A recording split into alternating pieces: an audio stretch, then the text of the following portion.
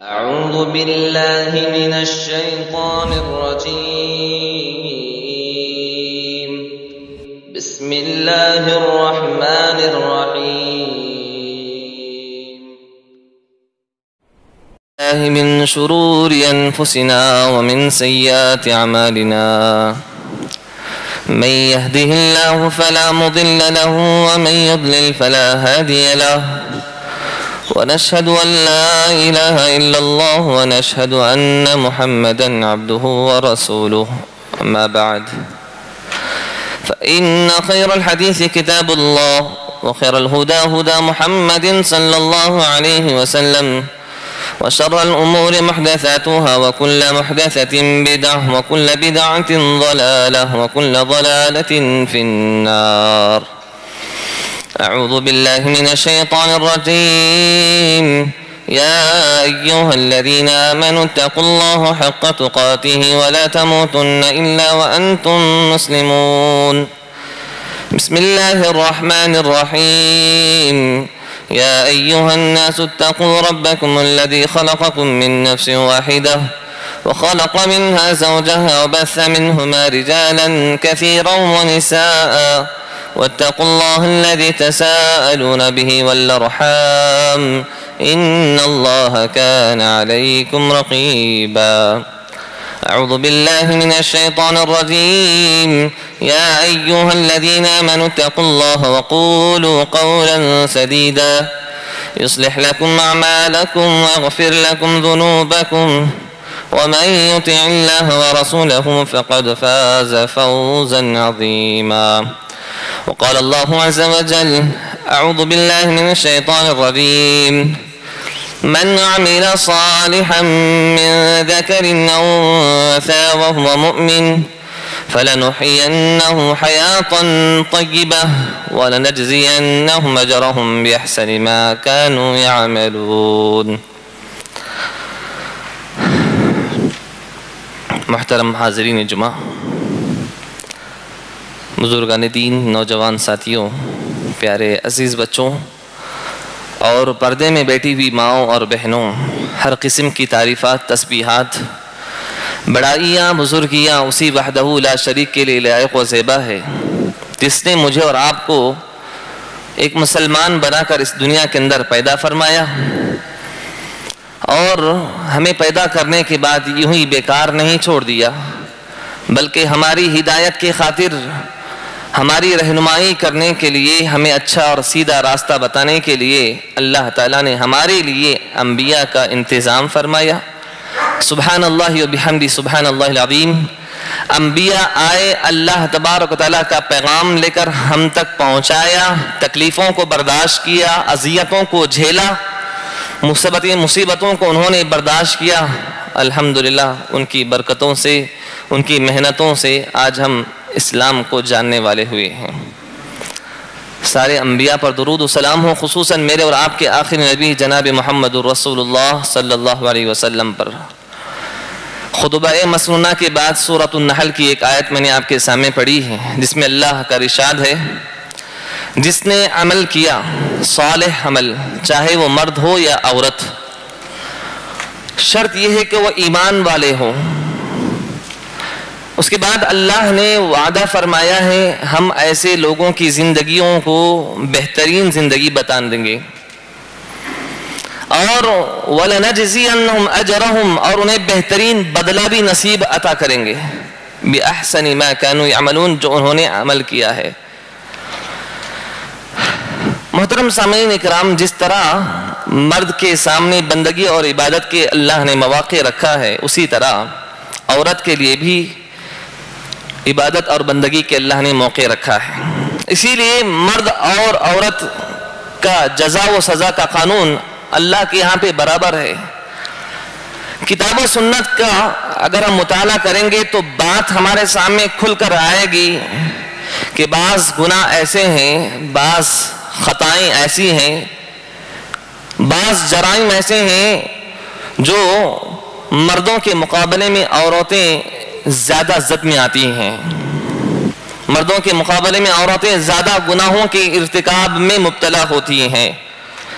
اس لیے آج کے خطبے میں ایسے کچھ گناہوں کے بارے میں، ایسی کچھ معصیتوں کے بارے میں نشاندہی کرنا مقصود ہے جو عموماً مردوں کے مقابلے میں عورتوں میں زیادہ سرزد ہو جاتی ہیں۔ اس خطبے کا مطلب ہماری عورتیں، ہماری خواتین یہ نہ سمجھیں کہ عورتوں کے رتبے کو گھٹانا ہے یا ان کی حیثیت کو کم کرنا ہے۔ اللہ کی قسم ایسا نہیں ہے، ہرگز ایسا نہیں ہے۔ آپ کو قرآن اور حدیث کی باتوں کی طرف متنبہ کرنا ہے اور کہیں ایسا نہ ہو کہ آپ ان غلطیوں کا شکار نہ ہو جائے، یہی مقصد ہے۔ اور دوسرا مقصد یہ ہے کہ دیکھیے قوموں کے عروج و زوال میں یہ بات بھی یاد رکھیں کہ قوم کی خواتین کے اعمال، ان کے کردار، ان کا کیریکٹر، اس کا بڑا عمل دخل ہوتا ہے، بہت بڑا کردار ہوتا ہے اس کا۔ کسی بھی قوم کی خواتین کردار و عمل میں درست ہوتی ہے تو وہ قوم عروج کے منازل طے کرتی ہے، اور جس قوم کی خواتین ان کا زوال پذیر ہو، ان کے خواتین اچھے نہ ہوں، وہ قوم کبھی کامیاب نہیں ہو سکتی۔ خواتین اگر اچھی ہیں تو انسان اس قوم کو عروج پر لے کر جا سکتا ہے۔ اگر خواتین اچھی نہیں ہیں، اگرچہ کہ اس کے قوم کے مرد بہت اچھے ہیں، بڑے متقی ہیں، اللہ والے ہیں، لیکن پھر بھی وہ عروج پا نہیں سکتا، وہ قوم کو عروج ہرگز نہیں مل سکتی۔ چنانچہ اللہ کے نبی صلی اللہ علیہ وسلم ہم میں سے پہلے گزری ہوئی قوم بنو اسرائیل کی ہلاکت اور ان کی بربادی، ان کی زوال کا سبب بتاتے ہوئے فرمایا کہ انما ہلکت بنو اسرائیل حین اتخذ نساؤہم، کہ بنو اسرائیل کی ہلاکت و تباہی اور ان کی زوال کا سبب یہ تھا کہ ان کی عورتوں نے نئے نئے فیشن، ناجائز فیشن کو طے کر لیا تھا۔ اللہ کے نبی صلی اللہ علیہ وسلم نے بالوں کو پکڑ کر کہا تھا کہ یہاں تو وہ چونڈا باندھی کرتی تھی، چونڈا باندھا کرتی تھی۔ پتا چلا کہ کسی بھی قوم کی عورتوں کا اجتماعی کردار، اجتماعی کیریکٹر وہ قوم میں ہوتا ہے، اس قوم کے عروج و زوال کا بڑا عمل دخل ہوتا ہے۔ خواتین اچھی ہے تو عروج ملتا ہے، خواتین اچھی نہیں تو قوم کو زوال پذیر ہونا پڑتا ہے۔ مجھے ان غلطیوں کی نشاندہی کرنا مقصود ہے جو عموماً عورتوں میں پائی جاتی ہیں۔ سب سے پہلی برائی ہے جو مردوں کے مقابلے میں عورتوں میں زیادہ ہوتی ہے، وہ ہے شرک۔ شرک مرد بھی کرتے ہیں، شرک عورتیں بھی کرتے ہیں، دونوں ان چیزوں میں، ان فتنوں میں مبتلا ضرور ہیں، لیکن حقیقت واقعہ کا جائزہ لیں گے مردوں کے مقابلے میں عورتوں میں بہت جلد شرک آ جاتا ہے۔ آپ سوسائٹی میں دیکھ لیجئے، محلوں میں، گھروں میں، خاندانوں میں، ہمارے معاشرے میں دیکھ لیجئے، ذرا بچے کو کچھ ہو گیا، ذرا بچہ رونے لگا، ذرا بچہ ستانے لگا، ہماری خواتین تعویذ گنڈوں تک چلے جاتی ہے۔ ہمارے خواتین عامروں کا چکر لگانا ہمارے خواتین کے لیے معمول ہے، جادوگروں کے پاس جانا ہمارے خواتین کا معمول ہے، مزاروں کا طواف کرنا ہمارے خواتین کے لیے معمول ہے۔ اللہ اکبر، حد تو یہ ہے، حد تو یہ ہے کہ ہم نے اپنی آنکھوں سے دیکھا ہوگا، کانوں سے سنا ہوگا کہ مندروں تک جانے گریز نہیں کرتی ہماری خواتین۔ سبحان اللہ۔ عبداللہ بن مسعود رضی اللہ تعالیٰ عنہ کی بیوی، ان کی ایک بیوی ایک مرتبہ ہاتھ میں کالا دھاگا باندھی ہوئی تھی، پوچھا کہ کیا ہے یہ؟ کہا کہ مجھے آنکھ میں تکلیف ہو رہی تھی، فلاں یہودی عامل کے پاس گئی اور اس کے پاس شکایت کری، اس نے مجھے کالا دھاگا باندھا، اور جب سے میں کالا دھاگا باندھی ہوں میری تکلیف کم ہو گئی ہے۔ عبداللہ بن مسعود بہت زیادہ غصہ ہو گئے، چہرہ لال ہو گیا، کہنے لگے نکال پھینکو اس سے، نکال پھینکو اس سے، اور کہا ان آل عبداللہ بن مسعود لاغنی عن شرک، عبداللہ بن مسعود کا خاندان، اس کا گھر والے، شرک کے علاج کی کوئی ضرورت نہیں۔ غصے میں آئے، پھر اس کے بعد نرمی کے انداز کو، اسلوب کو اختیار کرتے ہوئے بیوی کو سمجھایا، آپ کو پتا ہے کہ جیسے ہی آپ نے کالا باندھا آپ کی تکلیف کیوں کم ہو گئی؟ کہ شیطان تمہیں کچوکا لگا رہا تھا، شیطان تمہیں کچوکا لگا رہا تھا، جیسے ہی تم نے شرک کے دروازوں کو کھول دیا، شرک کے دروازے کے اڈے پہ پہنچ گئے، شیطان کا چوکا لگانا چھوڑ دیا، اس لیے آپ کی تکلیف میں کمی واقع ہو گئی۔ تم یہ سمجھ رہی ہو کہ کالا دھاگا باندھنے کی وجہ سے کم ہو گئی ہو؟ میرے بھائیوں یہاں پہ رک کے ہمارے مرد حضرات کو میں پیغام دینا چاہتا ہوں، وہ پیغام یہ ہے کہ خواتین ہمارے گھر کی خواتین شرک کے دروازوں کو کھولنے کی کوشش کرتی ہے تو ہماری وہیں پہ ذمہ داری بنتی ہے کہ ان شرک کے دروازوں کو بند کرنا ہمارا اوپر بہت بڑا فرض بنتا ہے۔ کہیں ایسا نہ ہو کہ ہمارے نوجوان، ہمارے مرد حضرات ہمارے گھر کی خواتین کو شرک کرنے کے لیے کھلم کھلا اجازت دے دے اور اس کے بارے میں کوتاہی کرے، اس کے بارے میں سستی سے کام لے، تو یاد رکھیں اس کی پکڑ میں آپ کا بھی شمار ہو جائے گا۔ تو میرے محترم مائیں و بہنوں، شرک کے فتنے سے آگاہ رہو۔ مرد بھی فتنے میں مبتلا ہوتے ہیں، لیکن مرد کے مقابلے میں شرک کے شبہات، شرک کے شائبات، شرک کے وسائل، شرک کے ذرائع میں عموماً ہماری خواتین مبتلا ہوتی ہیں۔ ضروری ہے کہ علم حاصل کریں، توحید کو جانیں، توحید کے تقاضوں کو آپ پڑھیں، یہ سب ہمارے لیے ضروری ہے، بہت ضروری ہے۔ تو پہلا گناہ ایسا ہے جو مردوں کے مقابلے میں عورتوں میں زیادہ ہوتا ہے، شرک۔ اسی طرح میرے بھائیوں، خواتین میں جو پائی جانے والی غلطیوں میں سے ایک غلطی یہ ہے جو مردوں کے مقابلے میں عورتوں میں زیادہ ہوتی ہے، زبان درازی۔ زبان درازی، معاف کیجئے گا اگر میری بات پہنچ رہی ہے تو معافی چاہتا ہوں، برا سمجھنے کی بات نہیں ہے، بس آپ کو آگاہ کرنا ہے، مقصد کچھ اور نہیں ہے کہ ہماری بعض خواتین کی زبان کینچی کے مانند چلتی ہے، دلوں کو چیرتی ہوئی، رشتوں کو توڑتی ہوئی۔ ستم والا ستم یہ ہے کہ زبان درازی کا نشانہ بنتا ہے اس کا اپنا شوہر، خاص کر اس کا اپنا شوہر بنتا ہے۔ پتہ نہیں کتنے حضرات اپنی بیوی کی زبان کی وجہ سے پریشان ہیں، شوہر سے بات کرنے کا سلیقہ نہیں ہے، شوہر سے بات کرنے کی تمیز نہیں ہے، ایسے اسلوب میں بات کرتی ہے کہ وہ ہمیشہ شوہر کے ساتھ غصے میں رہا کرتی ہے، تانے دینا اور تانے دینا، تبصرے کرنا۔ اسی طرح اللہ کے نبی صلی اللہ علیہ وسلم نے اس کی طرف اشارہ کرتے ہوئے فرمایا ان المرأة خلقت من ضلع وان اعوج شيء في الضلع اعلاه۔ کہا اللہ کے نبی صلی اللہ علیہ وسلم نے عورت پسلی کی ہڈی سے بنائی گئی ہے، اس کی پسلی کی ہڈی ٹیڑھی تو رہتی ہی ہے لیکن اس کے ٹیڑھا پن جہاں زیادہ ہوتا ہے وہ اس کے اوپری حصے میں ہوتا ہے، اس کے بالائی حصے میں ہوتا ہے۔ شارحین حدیث اس حدیث کو مد نظر رکھتے ہوئے ایک نقطہ نکالا ہے، وہ نقطہ یہ ہے کہ عورت کے مزاج میں کہیں نہ کہیں کمزوری ضروری رہتی ہے، ضرور رہتا ہے، وہ مزاج کے طور پر کمزور ضرور ہوتی ہے، کہیں نہ کہیں اس کی ویکنس ضرور رہتی ہے، لیکن اس کی ویکنوں میں سے سب سے زیادہ ویکنس اس کی زبان میں ہوتا ہے جو اوپر بالائی حصے میں ہوتی ہے۔ تو میرے بھائیوں اور بہنوں، ماں اور بہنوں، زبان کا صحیح استعمال کرو، نرم بات کہنے کی عادت ڈالو، خصوصاً ہمارے عورتیں، ہماری خواتین مرد کے سلسلے میں باز آ جاؤ، مرد کے ساتھ نرمی کا اسلوب اپناؤ۔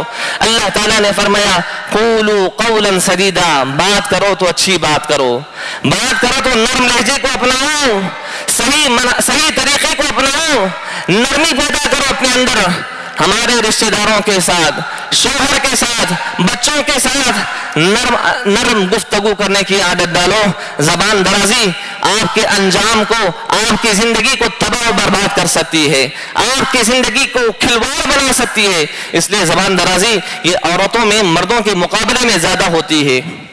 اسی طرح میرے بھائیوں، گناہوں میں سے وہ گناہ جو مردوں کے مقابلے میں عورتوں میں زیادہ ہوتی ہے وہ یہ ہے کہ بات بات پہ لان تان کرنا، بات بات پہ گالیاں دینا، یا بات بات پہ کچھ ایسی باتیں بول دینا۔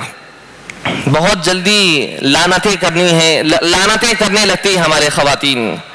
یاد رکھو یہ مزاج آپ کو بھی اور آپ کی نسلوں کو بھی برباد کر دے گا۔ نبی کریم صلی اللہ علیہ وسلم نے اس کی طرف اشارہ کرتے ہوئے فرمایا یا معشر النساء تصدقنا فإن رأيتكن أكثر أهل النار فقلنا وبما ذلك يا رسول اللہ صلی اللہ علیہ وسلم قال تکثرن اللعن، اللہ کے نبی صلی اللہ علیہ وسلم نے فرمایا کہ اے عورتوں کی جماعت، میں نے اکثر عورتوں کو جہنم میں جاتے ہوئے دیکھا ہے۔ عورتیں کہنے لگی اللہ کے نبی صلی اللہ علیہ وسلم سبب کیا ہے، وجہ کیا ہے کہ عورتوں کو زیادہ سے زیادہ جہنم میں داخل کیا جائے گا؟ تو اللہ کے نبی صلی اللہ علیہ وسلم نے فرمایا تکثرن اللعن، لعنتیں تم بہت زیادہ کرتی ہو، گالیاں تم بہت زیادہ کرتی ہو، اور بہت جلدی تمہاری زبان میں بددعائی کلمات آنے لگتے ہیں۔ ذرا کچھ بچے کو ہو گیا، ذرا بچہ کچھ ستانے لگا، تجھے ایسا ہو جائے ویسا ہو جائے، تیرا ستیہ ناش ہو جائے۔ اسی لیے میرے بھائیوں، اللہ کے نبی صلی اللہ علیہ وسلم دوسری حدیث میں بیان فرمایا لا تدعوا على انفسكم ولا على انظاركم ولا على اولادكم توافقوا من الله تعالى ساعة نير فيها عتاء فيستجيب لكم۔ دیکھو اپنے آپ پر بددعائی کلمات نہ کہو، اپنی اولاد پر بددعائی کلمات نہ کہو، لعن طعن نہ کرو، اپنے مال پر لعن طعن نہ کرو۔ کیوں؟ اس لیے کہ اللہ 24 گھنٹوں میں ایک ایسی گھڑی ہمارے لیے مہیا کرتا ہے کہ ہماری ہر بات کہی جانے والی اللہ تعالیٰ قبول فرماتا ہے، چاہے وہ دعا کی شکل میں ہو، چاہے وہ بد دعا کی شکل میں ہو۔ اگر اسی گھڑی میں تمہاری بد دعا لگ جائے تمہاری اولاد کے لیے، تمہارے شوہر کے لیے، تو بد دعا قبول ہو کر رہ جائے گی۔ کنٹرول کرنے کی عادت ڈالو، غصے کو کنٹرول کرو۔ اگر آپ کو کچھ بولنا ہی ہے ایسے کلمات بولو جس طرح عبد الرحمن السدیس حفظہ اللہ کی ماں نے اپنے بچے کو جب چھوٹے تھے بہت زیادہ شرارت کرتے تھے، بہت زیادہ شرارت کرتے تھے، تو ان کی ماں بددعا کے طور پر کہا کرتی تھی اللہ تجھے کعبے کا امام بنا دے، اللہ تجھے کعبے کا امام بنا دے، اللہ تجھے کعبے کا امام بنا دے۔ الحمدللہ بن گئے امام کعبہ۔ کون نہیں جانتا عبد الرحمن السدیس حفظہ اللہ کو، جن کی ماں کی بددعاؤں میں دعا تھی، سبحان اللہ۔ تو میرے بھائیوں اور میری خواتین، میری ماں اور بہنوں، کہ کتنے بچے ایسے ہیں ہمارے معاشرے میں، کتنے بچے ایسے ہیں جن کی زندگیوں کو اجاڑا ہے ان کی ماں کی زبان نے، جن کی زندگیوں کو خراب کیا ان کی ماں کی زبان نے۔ اس لیے خواتین کو چاہیے کہ زبان پہ لعن طعن کرنے سے اپنے آپ کو لگام دینا چاہیے، یہ کوشش کرنا چاہیے کہ اپنے زبان سے کچھ ایسے کلمات نہ نکلے جس کی وجہ سے آپ کے شوہر کو، آپ کی اولاد کو یا آپ کے مال کو نقصان نہ پہنچے۔ صحیح طور پر زبان کا استعمال ہونا چاہیے۔ اسی طرح میرے بھائیوں، گناہوں میں سے کچھ گناہ ایسے ہیں جو خواتین میں زیادہ ہوتی ہیں، وہ ہے شوہر کے متعلق احسان فراموشی اور شوہر کی نافرمانی۔ وہ کیسے؟ اگر شوہر اس کے حق میں ایک غلطی کر دے تو احسان فراموش کرنے لگتی ہے۔ بہت زیادہ احسان ہوتے ہیں شوہر کے، کھلاتا ہے، پہناتا ہے، اس کو اچھے سے رکھتا ہے، اس کے ساتھ بہتر سلوک کرنے کی کوشش کرتا ہے، غصہ کرتا ہے، پھر نرمی اختیار کرتا ہے، بہت کچھ ہوتا ہے۔ لیکن ذرا سے کچھ غلطی ہو گئی شوہر سے، تم ایسا نہیں کرتے، تم ایسا نہیں کرتے، تم نے میرے حق میں زندگی میں کبھی اچھا سلوک کیا ہی نہیں ہے، اچھا برتاؤ کیا ہی نہیں ہے۔ یہ احسان فراموشی شریعت اسلامیہ میں اس کو غلط قرار دیا ہے۔ اور احسان فراموشی کے بعد شوہر کی نافرمانی، شوہر کو اس کے حق زوجیت کے نافرمانی کرنا، اس کے حق کے بستر میں نافرمانی کرنا، یہ تو بہت بڑا گناہ ہے۔ اللہ کے نبی صلی اللہ علیہ وسلم نے اس کے تعلق سے بیان فرمایا لعنت الملائکۃ حتی تصبح، جو عورت جان بوجھ کے، اگر وہ عذر سے ہے، کچھ پریشانی میں ہے تو کوئی حرج نہیں ہے، اس میں عام حالت کی بات کر رہا ہوں، عام حالت میں اگر حق کے بستر کے بارے میں شوہر کی اگر نافرمانی کرتی ہے عورت، اللہ کے نبی صلی اللہ علیہ وسلم نے فرمایا اس پر فرشتے صبح ہونے تک لعنت فرماتے ہیں، لعنت کرتے رہتے ہیں۔ ایک دوسری حدیث میں اللہ کے نبی صلی اللہ علیہ وسلم نے فرمایا کہ آسمان میں رہنے والی ذات اس عورت سے سارے کے سارے ناراض رہتے ہیں جب تک کہ اس کا شوہر اس سے راضی نہ ہو جائے۔ تو معلوم یہ ہوا شوہر کے ساتھ احسان فراموشی کرنا اور احسان فراموشی کے بعد شوہر کے ساتھ نافرمانی کرنا یہ بڑے گناہوں میں سے ہے، اور یہ گناہ مردوں کے مقابلے میں عورتوں میں زیادہ پائی جاتی ہے۔ اسی طرح میرے بھائیوں، عورتوں میں جو زیادہ گناہ ہوتے ہیں مردوں کے مقابلے میں، وہ یہ ہے شوہر کے تعلق ہی سے کہ بات بات پہ طلاق کا ڈیمانڈ کرنا، میں نہیں رہنے تو تمہارے ساتھ، تم مجھے طلاق دے دو، میں تمہارے ساتھ خلا لے لوں گی، مجھے نہیں رہتا رہنے کے لیے. یہ اللہ کے نبی صلی اللہ علیہ وسلم کی حدیث سنیے گا. ایما امرأة سألت زوجها طلاق من غیر بأس فحرام علیها رائحة الجنة. اللہ کے نبی صلی اللہ علیہ وسلم نے فرمایا جو کوئی عورت بلا وجہ کچھ بھی ریزن نہیں ہے، بغیر ریزن کے کوئی عورت مرد سے متعلق ہے، طلاق ہونے کے لیے ڈیمانڈ کرتی ہے یا خلا لینے کے لیے ڈیمانڈ کرتی ہے، اللہ کے نبی صلی اللہ علیہ وسلم نے فرمایا اس کے لیے جنت کو حرام کر دیا گیا ہے، جنت کی خوشبو تو بھی اس کو پہنچا نہیں جاتا. سبحان اللہ. ایک اور حدیث میں اللہ کے نبی صلی اللہ علیہ وسلم نے فرمایا المختلعات ہن المنافقات. یہ خلا لینے والی عورتیں منافق ہوا کرتی ہیں. ہر خلا لینے والوں کے لیے حدیث نہیں ہے. ہاں اگر کچھ ریزن ہوتا ہے، مرد جو ظاہر ہوتے ہیں، جاہل قسم کے، ظالم قسم کے، جابر قسم کے ہوتے ہیں، ایسے عورتیں خلا لے سکتی ہیں، ان کا درست ہے لینا. لیکن وہ خلا اس لیے لیتی ہیں کہ کسی اور کی بیوی ہے اور کسی اور سے تعلق ہو گیا ہے، اب شوہر سے دوسرے بہانے کر کے خلا لیتی ہے. آپ میرے حق میں ایسا نہیں کرتے، ویسا کرتے ہیں، آپ میرے حق میں صحیح دیکھ بھالی نہیں کر رہے. غلطی آپ کی ہے، مسئلہ غلطی کا نہیں ہے، مسئلہ یہ ہوتا ہے کہ اس کا تعلق کسی اور سے ہو گیا ہے، اس سے چھٹکارا پانے کے لیے، اس کی زندگی میں جانے کے لیے خلا کا مطالبہ کرتی ہے، خلا کی ڈیمانڈ کرتی ہے. اس لیے اللہ کے رسول صلی اللہ علیہ وسلم نے ایسے عورتوں کے تعلق سے فرمایا المختلعات ہن المنافقات. یہ خلا لینے والی عورتیں جو چال بازیاں کرتی ہیں، نفاق کو اپنے دل میں پال کر رکھتی ہیں، جو مرد کے ساتھ رہتے ہوئے دوسروں کے پاس جذبہ رکھتے ہیں، اللہ کی قسم ایسی عورتوں پر اللہ کی لعنت ہے، ایسی عورتوں پر اللہ کی لعنت ہے. اور ان کی زندگی اگر وہ اس چیز کو پا بھی لیں گے، سکون سے کبھی سے نہیں رہیں گے، وہ کبھی سکون سے نہیں رہ پائیں گے، ان کی زندگی تباہ و برباد ہو جائے گی. اسی طرح میرے بھائیوں، خواتین میں جو پائی جانے والے گناہوں میں سے گناہ یہ بھی ہے کہ مردوں کی مشابہت کرنا، چال چلن میں، بات چیت میں، بول چال میں، لباس پوشاک میں، ہیئر اسٹائل میں.